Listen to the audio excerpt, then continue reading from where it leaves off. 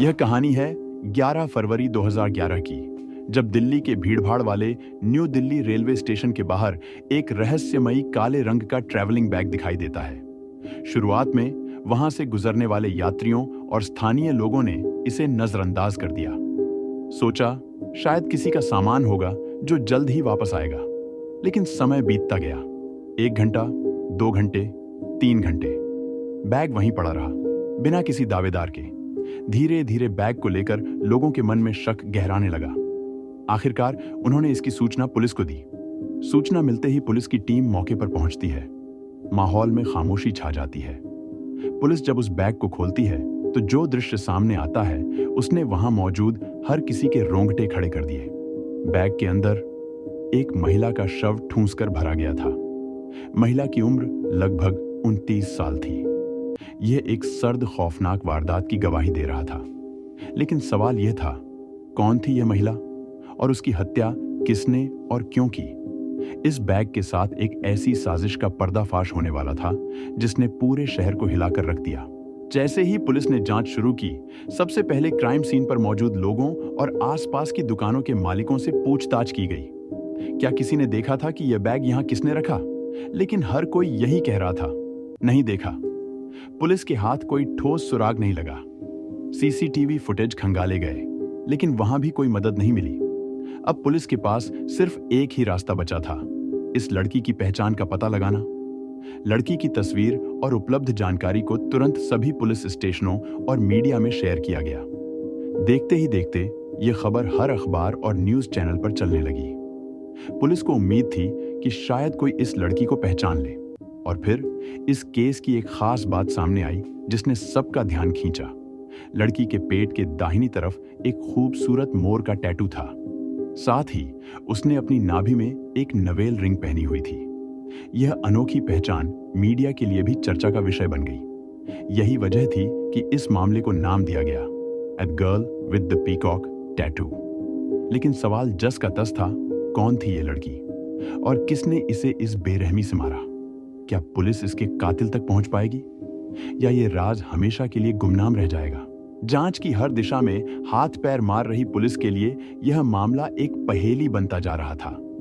लड़की का शव पुलिस ने सुरक्षित रखा, इस उम्मीद में कि कोई रिश्तेदार या परिचित सामने आकर उसकी पहचान कर ले। लेकिन जैसे जैसे दिन बीतते गए, इस उम्मीद की रोशनी भी धुंधली पड़ने लगी। पुलिस ने अपने स्तर पर पूछताछ जारी रखी। लड़की का पोस्टमार्टम कराया गया ताकि मौत का सही कारण और कुछ सुराग मिल सके। लेकिन यह भी बेकार साबित हुआ। इस केस को मीडिया में जितनी कवरेज मिली, उससे उम्मीद थी कि कोई सुराग हाथ लगेगा।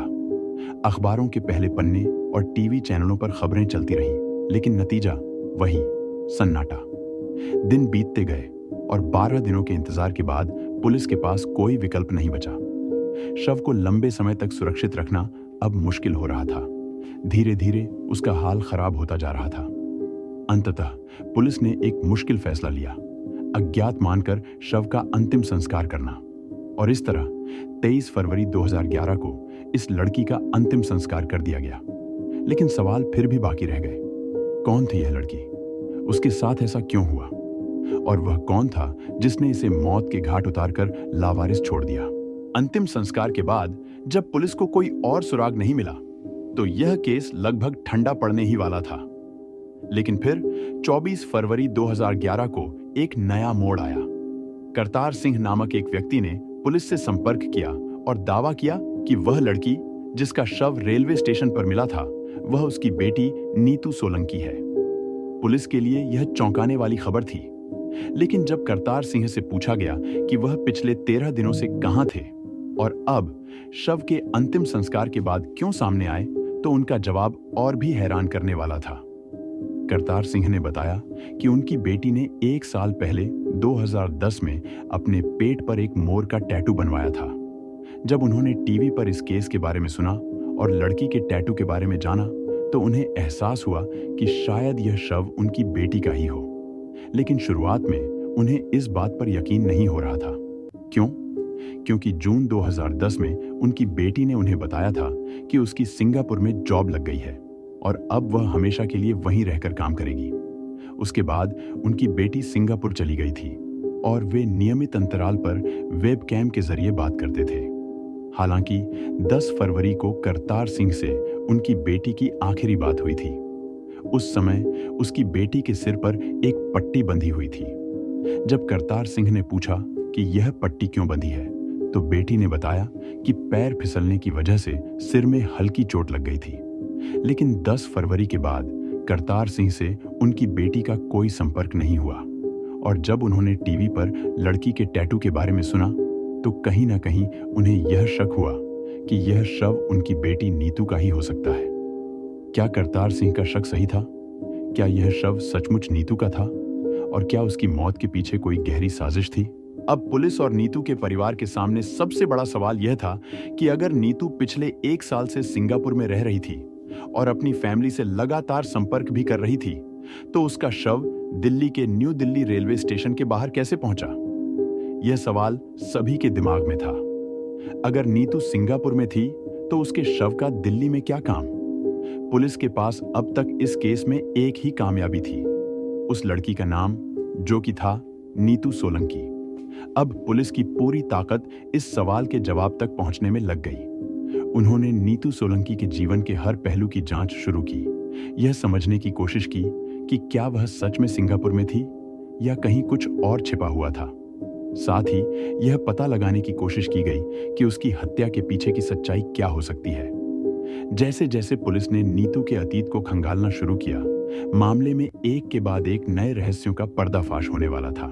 नीतू का परिवार दिल्ली के मटियाला इलाके में रहता था और उसे जानने वालों के मुताबिक नीतू एक बेहद मॉडर्न और खुले विचारों वाली लड़की थी। अपने दोस्तों के बीच नीतू को एक रोल मॉडल की तरह देखा जाता था। उसकी बहन ने एक इंटरव्यू में बताया कि नीतू एक साहसी और दमदार लड़की थी, जो किसी भी गलत बात को बर्दाश्त नहीं करती थी।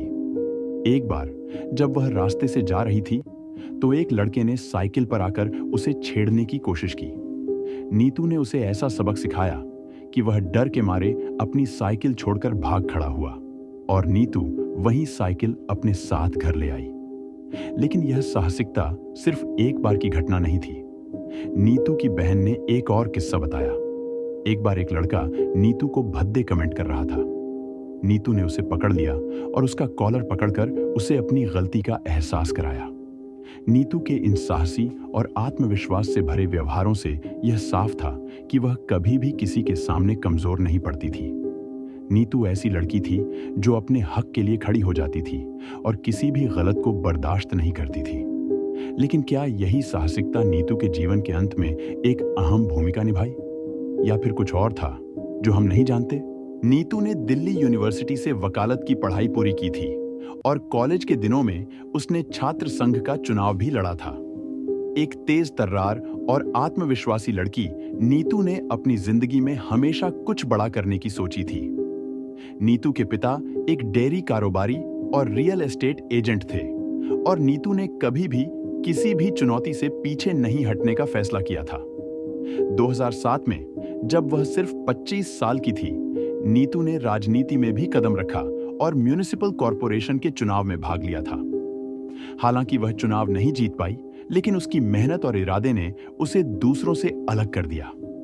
फिर 2009 में नीतू ने एक कॉल सेंटर ज्वाइन कर लिया था, जहां वह अपने करियर को नई दिशा देने की कोशिश कर रही थी। लेकिन अब नीतू का मामला पुलिस से क्राइम ब्रांच को ट्रांसफर किया जा चुका था और क्राइम ब्रांच ने अपनी जांच शुरू कर दी थी। उन्होंने नीतू के दोस्तों और रिश्तेदारों से उसके बारे में और अधिक जानकारी हासिल करने की कोशिश की।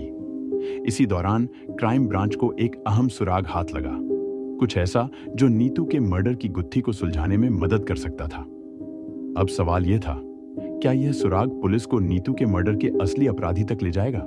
क्या यह सुराग इस केस का अहम मोड़ साबित होगा? दरअसल साल 2009 में नीतू की मुलाकात उसके एक दोस्त ने पब में राजू गहलोत नाम के एक लड़के से करवाई। राजू, जो दिल्ली के नवादा इलाके में अपने परिवार के साथ रहता था, पहली मुलाकात में ही नीतू पर गहरी छाप छोड़ गया। और क्यों ना छोड़ता, उसकी लंबी चौड़ी कद काठी और आत्मविश्वास भरी पर्सनैलिटी किसी को भी आकर्षित कर सकती थी। संयोग से नीतू और राजू के इलाके नवादा और मटियाला करीब ही थे, और यही वजह बनी उनकी मुलाकातों के सिलसिले की शुरुआत होने की। अब बात करें राजू की पढ़ाई लिखाई की, तो यह लड़का काफी मेहनती और होनहार था।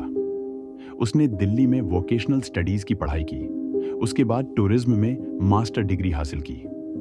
इतना ही नहीं, उसने दिल्ली के एक इंस्टीट्यूट से फ्रेंच लैंग्वेज भी सीखी। और बात यहीं खत्म नहीं होती। राजू ने अपनी आकर्षक पर्सनैलिटी का फायदा उठाते हुए मॉडलिंग में करियर बनाने की कोशिश की, लेकिन किस्मत ने उसे दूसरी राह दिखा दी। मॉडलिंग छोड़कर उसने एक ट्रैवलिंग फर्म ज्वाइन की और फिर 2006 में एयर इंडिया में बतौर केबिन क्रू शामिल हो गया। राजू की जिंदगी तब और चमक उठी जब एयर इंडिया ने उसे वसंत विहार जैसे पॉश इलाके में एक फ्लैट भी दे दिया। अब राजू सिर्फ एक आकर्षक लड़का नहीं था, बल्कि एक सफल और आत्मनिर्भर शख्स बन चुका था। अब नीतू और राजू की मोहब्बत का रंग इतना गहरा हो चुका था कि नीतू ने राजू को अपने परिवार से मिलाने का फैसला किया। लेकिन कहानी यहां एक दिलचस्प मोड़ लेती है। जब राजू पहली बार नीतू के घर पहुंचा, तो उसके स्टाइल और चार्म का जादू नीतू के माता पिता पर नहीं चल पाया। खासकर नीतू की मां को राजू को देखकर पहली नजर में ही कुछ अजीब महसूस हुआ। उन्हें लगा कि राजू कुछ छुपा रहा है। यही वजह थी कि उन्होंने नीतू और राजू की बढ़ती नजदीकियों पर ऐतराज जताया। लेकिन प्यार भला किसी की सुनता है। नीतू और राजू ने परिवार की नाराजगी के बावजूद मार्च 2010 में एक साथ रहने का फैसला कर लिया। वो शादी करना चाहते थे, लेकिन उन्हें पता था कि परिवार कभी इस रिश्ते को मंजूरी नहीं देगा। यहीं से शुरू होता है उनकी जिंदगी का रोमांचक अध्याय। जून 2010 में नीतू ने अपने परिवार को झूठ बताया कि उसे सिंगापुर में नौकरी मिल गई है और वो हमेशा के लिए वहां जा रही है। दूसरी तरफ राजू ने अपने परिवार को इस बारे में कुछ भी नहीं बताया। इसके बाद दोनों ने दुबई में अपनी नई जिंदगी शुरू करने का प्लान बनाया। वो दुबई पहुंचे भी, लेकिन वहां किस्मत ने उनका साथ नहीं दिया।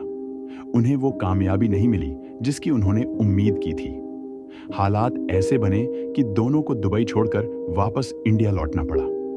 इंडिया लौटने के बाद उन्होंने कुछ समय मुंबई और बेंगलुरु में कॉल सेंटर की नौकरियां की, लेकिन यहां भी किस्मत ने उनका इम्तिहान लिया। बेंगलुरु में एक दिन राजू ने शराब के नशे में अपने सहकर्मियों से झगड़ा कर लिया।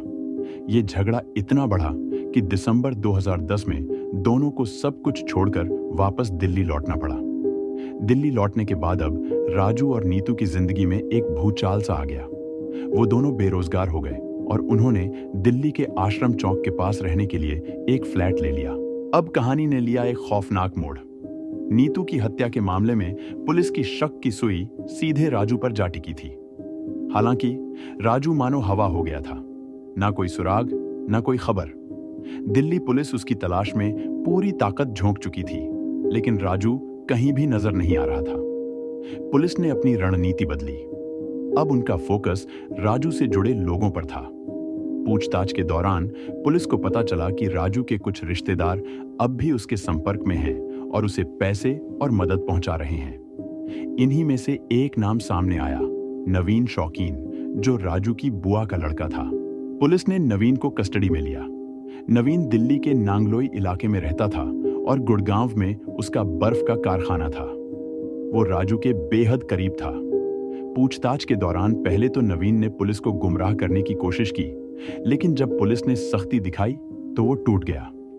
नवीन ने बताया कि 11 फरवरी 2011 की सुबह 9 बजे राजू का फोन आया था। राजू ने उससे उसकी कार मांगने की बात की। पुलिस का अगला सवाल सीधा और तगड़ा था, राजू को कार क्यों चाहिए थी? पहले तो नवीन चुप्पी साधे रहा, लेकिन कड़ी पूछताछ के बाद उसने जो राज खोला वो रोंगटे खड़े कर देने वाला था। नवीन ने कबूल किया कि राजू ने किसी धारदार हथियार से नीतू की हत्या कर दी थी और अब वो नीतू की लाश को ठिकाने लगाने के लिए उसकी कार का इस्तेमाल करना चाहता था। नवीन ने जब पुलिस के सामने राजू की साजिश का पर्दाफाश किया तो हर कोई सन्न रह गया। उसने बताया कि नीतू की हत्या की बात सुनकर उसने राजू को अपनी कार देने से साफ इनकार कर दिया, लेकिन राजू ठान चुका था। उसने अकेले ही नीतू की लाश को ठिकाने लगाने का प्लान बनाया। उसका खतरनाक इरादा था कि लाश को एक बैग में भरकर ट्रेन से किसी पहाड़ी इलाके में ले जाएगा और वहां फेंक देगा, ताकि कभी किसी को नीतू का पता न चल सके। इसके लिए राजू ने एक 2.5 फीट का ट्रैवलिंग बैग खरीदा, लेकिन इतने छोटे बैग में एक पूरी लाश को समाना मुश्किल था। तब राजू ने नीतू के हाथ पैर बांधकर उसकी लाश को बैग में ठूंस दिया। यह खौफनाक हरकत अपने आप में उसकी मानसिकता को उजागर कर रही थी। अब राजू बैग में लाश भरकर ऑटो से न्यू दिल्ली रेलवे स्टेशन पहुंचा, लेकिन वहां उसकी चालाकी पर डर भारी पड़ गया। जैसे ही उसने स्टेशन के गेट पर स्कैनर मशीन देखी, वह घबरा गया। घबराहट में उसने लाश से भरा बैग स्टेशन के गेट पर ही छोड़ दिया और भाग खड़ा हुआ। एक और चौंकाने वाला खुलासा हुआ। नवीन ने बताया कि लाश को ठिकाने लगाने के बाद 13 फरवरी को राजू उसी के घर रुका था। इस दौरान उसने नवीन से 10,000 रुपए उधार भी लिए थे। अब पुलिस के पास राजू और नवीन दोनों के खिलाफ सबूत थे। नवीन पर भी मुकदमा दर्ज हुआ क्योंकि उसने हत्या के बाद सच्चाई छुपाई और राजू की मदद की।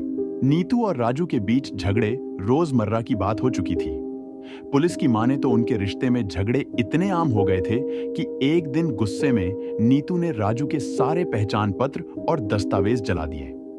राजू नकली दस्तावेज बनाने में माहिर था और इन्हीं के जरिए नौकरी हासिल करने की फिराक में रहता था। शायद इसलिए नीतू ने इन्हें जलाने का फैसला किया था। 10 फरवरी का दिन भी कुछ ऐसा ही विवाद लेकर आया। इस बार मामला इतना बढ़ा कि बात हाथापाई तक पहुंच गई। झगड़े के दौरान नीतू के सिर पर चोट लगी और उसने सिर पर पट्टी बांध ली। उस दिन जब नीतू ने अपने पिता से वीडियो कॉल पर बात की तो उसने गिरने की कहानी गढ़ी, लेकिन सच्चाई कुछ और थी। असल में नीतू ने राजू की बहन को कॉल करके उनके पैतृक संपत्ति में राजू का हिस्सा मांगा था और ये बात राजू को नागवार गुजरी। गुस्सा इस कदर बढ़ा कि उस रात राजू ने नीतू की हत्या कर दी। अब कहानी में ट्विस्ट ये है कि पुलिस को पता था कि हत्या किसने की, कैसे की, और यह भी पता था कि नीतू सिंगापुर में नहीं बल्कि दिल्ली में थी। लेकिन एक सवाल था जो जवाब की मांग कर रहा था, राजू कहाँ है? राजू का कोई सुराग नहीं था। पुलिस सिर्फ कयास लगा रही थी कि राजू अपनी अच्छी इंग्लिश का फायदा उठाकर किसी मेट्रो सिटी में कॉल सेंटर की नौकरी ढूंढ रहा होगा और इसी आधार पर पुलिस उसे पकड़ने की कोशिश कर रही थी। पुलिस ने राजू को पकड़ने के लिए अपनी पूरी ताकत झोंक दी। उन्होंने राजू की तस्वीरें मीडिया में दिखाई, उसके सिर पर इनाम रखा और उसके परिवार वालों पर सख्त नजर रखी। लेकिन राजू था कि जैसे हवा में गायब हो गया हो। काफी खोजबीन के बावजूद पुलिस के हाथ राजू का कोई सुराग नहीं लगा और ये केस दिन नहीं, हफ्ते नहीं, पूरे 8 साल तक ऐसे ही अटका रहा। साल 2019 तक पुलिस के पास कोई जवाब नहीं था, न सुराग न कोई गवाह। राजू का नाम जैसे फाइलों में धुंधला पड़ने लगा। 8 साल बाद पुलिस ने मान लिया कि राजू शायद नेपाल या बैंकॉक भाग गया होगा। अब उसे ढूंढने का कोई मतलब नहीं था। केस लगभग बंद कर दिया गया, लेकिन नीतू के परिवार ने हार नहीं मानी। उनकी उम्मीदें अभी भी जिंदा थीं। उनका कहना था कि पुलिस का रवैया उनके प्रति शुरुआत से ही बेहद नकारात्मक रहा। परिवार ने यहां तक आरोप लगाया कि पुलिस ने इस केस में नीतू के परिवार वालों को ही फंसाने की कोशिश की। साल 2019 तक यह केस लगभग बंद हो चुका था। पुलिस मान चुकी थी कि राजू गहलोत शायद अब देश से बाहर जा चुका है, लेकिन तभी एक चौंकाने वाली खबर आई। गहलोत मिल चुका था और वो भी दिल्ली पुलिस की नाक के नीचे गुड़गांव में। अब कहानी यहां से एक दिलचस्प मोड़ लेती है। जून 2019 की बात है। गुड़गांव के पारस हॉस्पिटल में एक मरीज एडमिट हुआ। उसका नाम था रोहन दहिया, एक जवान शख्स जो गुड़गांव की एक ऑटोमोबाइल कंपनी में काम करता था। रोहन की जिंदगी काफी साधारण लग रही थी, लेकिन उसकी आदतें बिल्कुल भी नहीं। शराब और सिगरेट का ऐसा दीवाना कि उसकी किडनी फेलियर तक हो गई। 17 जून 2019 तक रोहन बिल्कुल ठीक महसूस कर रहा था, लेकिन 18 जून की सुबह उसकी जिंदगी में तूफान आ गया। सुबह सुबह तेज पेट दर्द ने उसे झकझोर कर रख दिया। दर्द इतना तेज था कि उसने अपने ऑफिस के एक साथी को तुरंत मदद के लिए बुलाया। शुरुआत में सबको लगा कि यह शायद फूड पॉइजनिंग या गैस की वजह से है, लेकिन दर्द बढ़ता ही गया। आखिरकार रोहन को गंभीर हालत में पारस हॉस्पिटल में भर्ती करवाना पड़ा। लेकिन दोस्तों, क्या आप सोच सकते हैं कि इस दर्द और हॉस्पिटल के पीछे एक ऐसा सस्पेंस छिपा था जिसने 8 साल पुराने केस को फिर से जिंदा कर दिया? रोहन दहिया का व्यवहार अपनी कंपनी में हर किसी के साथ बहुत अच्छा था। वह एक ऐसा इंसान था जिसे हर कोई पसंद करता था। इसलिए जब उसे पारस हॉस्पिटल में एडमिट कराया गया तो एक प्राइवेट हॉस्पिटल के महंगे खर्चे को देखकर उसके सहकर्मियों ने एक अनोखी इंसानियत दिखाई। कंपनी के लगभग सभी कर्मचारियों ने मिलकर उसे फाइनेंशियली मदद की। डॉक्टरों ने रोहन के इलाज के लिए हर संभव प्रयास किया, लेकिन उसकी हालत दिन ब दिन बिगड़ती जा रही थी। अब डॉक्टर भी समझ चुके थे कि रोहन के पास ज्यादा समय नहीं बचा है। उन्होंने यह सच्चाई रोहन को बता दी, और जब रोहन को यह पता चला कि उसकी जिंदगी में अब सिर्फ कुछ दिन ही बाकी हैं, तो उसने अपनी असली पहचान सबके सामने उजागर करने का फैसला किया। रोहन ने चौंकाते हुए बताया, मेरा नाम रोहन दहिया नहीं है, मेरा असली नाम राजू गहलोत है। यह खबर सुनते ही हर कोई हैरान रह गया। राजू ने अपने दोस्तों से अपने परिवार को बुलाने के लिए कहा और 25 जून 2019 को उसके परिवार वाले पारस हॉस्पिटल पहुंचे। पर यह मामला यहीं नहीं रुका। राजू के परिवार में से किसी ने यह खबर पुलिस को दे दी कि राजू अब उनके संपर्क में है। अब पुलिस तुरंत हरकत में आई, लेकिन जब तक पुलिस अस्पताल पहुंची तब तक राजू गहलोत, जो 8 साल तक कानून की पकड़ से बाहर रहा, आईसीयू में अपनी आखिरी सांसें ले रहा था। और आखिरकार 26 जून 2019 को पुलिस को खबर मिली कि नीतू सोलंकी के केस को इंसाफ मिल चुका है। राजू गहलोत अब इस दुनिया में नहीं था। उसकी मौत पारस हॉस्पिटल के आईसीयू में हो चुकी थी। नीतू सोलंकी का केस लगभग खत्म माना जा चुका था, लेकिन एक सवाल आज भी गूंज रहा था। राजू गहलोत दिल्ली के इतने करीब गुड़गांव में आराम से रह रहा था, फिर भी दिल्ली पुलिस पूरे 8 सालों तक उसे पकड़ने में नाकाम क्यों रही? दिल्ली पुलिस ने माना कि उन्होंने कभी कल्पना भी नहीं की थी कि राजू उनकी नाक के नीचे गुड़गांव में ही अपनी जिंदगी बिता रहा होगा। लेकिन क्या यह सिर्फ पुलिस की लापरवाही थी? पुलिस के पास राजू गहलोत के आधार कार्ड का डेटा और फिंगरप्रिंट्स दोनों थे, फिर भी उसे पकड़ने में इतनी बड़ी चूक कैसे हुई? असल में राजू ने अपनी पहचान छिपाने के लिए एक स्मार्ट प्लान बनाया था। उसने घटना के तुरंत बाद अपने आधार कार्ड से जुड़े मोबाइल नंबर को बदल दिया। हालांकि पुलिस ने उसका पुराना नंबर ट्रेस पर लगाया था और उस नंबर पर आधार कार्ड से जुड़ा ओटीपी भी आया था, लेकिन पुलिस ने उस मैसेज को इग्नोर कर दिया। सोचिए, अगर उस ओटीपी को गंभीरता से लिया जाता तो शायद राजू को उसी समय पकड़ा जा सकता था। लेकिन राजू गहलोत कोई साधारण अपराधी नहीं था।